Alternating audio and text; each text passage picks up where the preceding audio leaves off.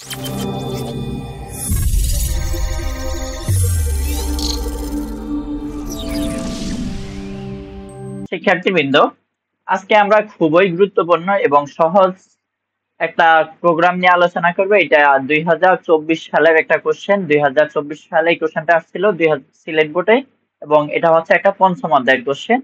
তো আমরা সরাসরি আলোচনায় চলে যাচ্ছি। প্রথমে দেওয়া আছে পাপন কম্পিউটারে ত্রিভুজের ক্ষেত্রফল নির্ণয়ের প্রোগ্রাম চতুর্থ প্রজন্মের ভাষায় তৈরি করলো।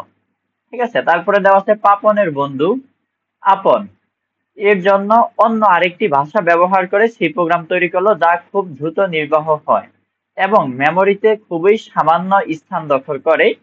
কিন্তু পাপনের কম্পিউটারে আপনের প্রোগ্রামটি কোনোভাবে নির্বাহ করা যায় না।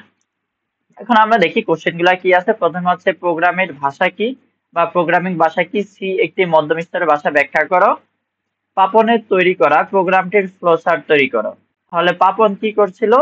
একটা প্রোগ্রাম তৈরি করছে যেটা হচ্ছে ত্রিভুজের ক্ষেত্রফল নির্ণয় করে। এটার জন্য আমরা একটা ফ্লোচার্ট অঙ্কন করব, যার জন্য নির্দিষ্ট কোনো ভাষা নেই। বাংলা ভাষায় অথবা ইংরেজি ভাষায় লেখা যায়, তবে ইংরেজিতে লেখা সবচেয়ে উত্তম।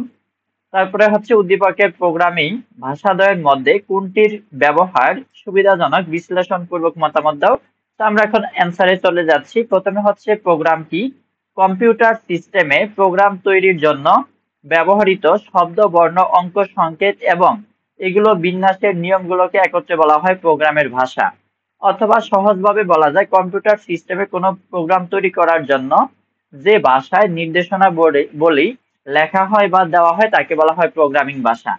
তারপরে ছিল সি একটি মধ্যম স্তরের ভাষা, ব্যাখ্যা করো।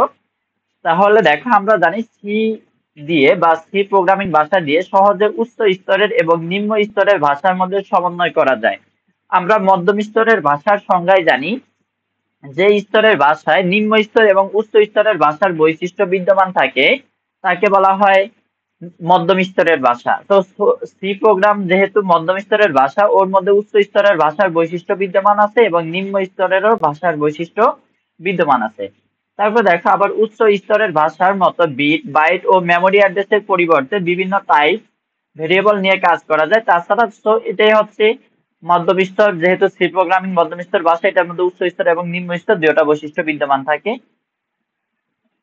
পাপনের তৈরি প্রোগ্রামটি ফ্লোচার্ট লেখো। তাহলে দেখো, আমরা ত্রিভুজের ক্ষেত্রফল নির্ণয় করার জন্য একটা ফ্লোচার্ট তৈরি করব।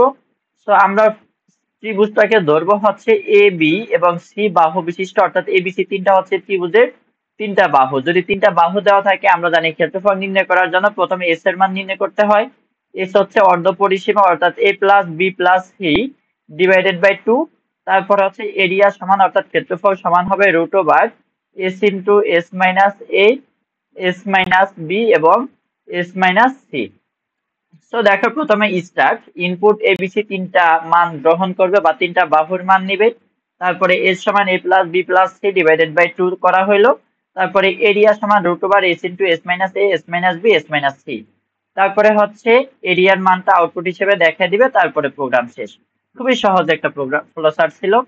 এখন আমরা দেখবো হচ্ছে এই দুইটার মধ্যে, যে দুইটা স্তরের ভাষা বলা আছে, এই দুইটার মধ্যে কোনটা সুবিধাজনক। তো এখানে অ্যান্সারটা লেখা আছে, তোমরা একটু স্ক্রিনশট দিয়ে নিতে পারো। জাস্ট এই লেখাটুকু লিখলে কিন্তু হয়ে যাবে। ঠিক আছে, তাহলে দেখো, উদ্দীপকে পাপনের চতুর্থ প্রজন্মের ভাষা ব্যবহার করেছিল এবং অন্যদিকে পাপনের বন্ধু যে ভাষা ব্যবহার করছে তা খুব দ্রুত নির্বাহ হয় এবং মেমোরিতে সামান্য জায়গা দখল করে, তবে পাপনের প্রোগ্রামটি কোনোভাবে নির্বাহ করা যায় না। ঠিক আছে, সুতরাং আপনের ব্যবহৃত বিষয়টি হচ্ছে প্রথম প্রজন্মের ভাষা, যেটা হচ্ছে মেশিন ভাষা। কারণ আমরা জানি মেশিন ভাষায় প্রোগ্রাম লিখলে ওই প্রোগ্রামটা সকল কম্পিউটারে ব্যবহার করা যায় না। এটা হচ্ছে একটা যন্ত্র নির্ভর ভাষা এবং এটা যে কম্পিউটার জন্য তৈরি করা হয় শুধু ওই কম্পিউটারে ব্যবহার করা যায়। এবং মেশিন ভাষা বা প্রথম প্রজন্মের ভাষায় যেহেতু 0 এবং 1 দিয়ে প্রোগ্রাম লেখা হয়, এর জন্য কম্পিউটার সরাসরি বুঝতে পারে, তাই খুব দ্রুত নির্বাহ হয় এবং জায়গাও কম লাগে। তো এখানে এই বিষয়গুলো একটু ব্যাখ্যা আকারে দেওয়া হয়েছে, তোমরা এগুলা দেখে নিবে, আশা করি সবাই বুঝতে পারবে। তো ধন্যবাদ, এটাই ছিল আজকের ভিডিও। দেখা হবে পরবর্তী কোনো ভিডিওতে। আল্লাহ হাফেজ।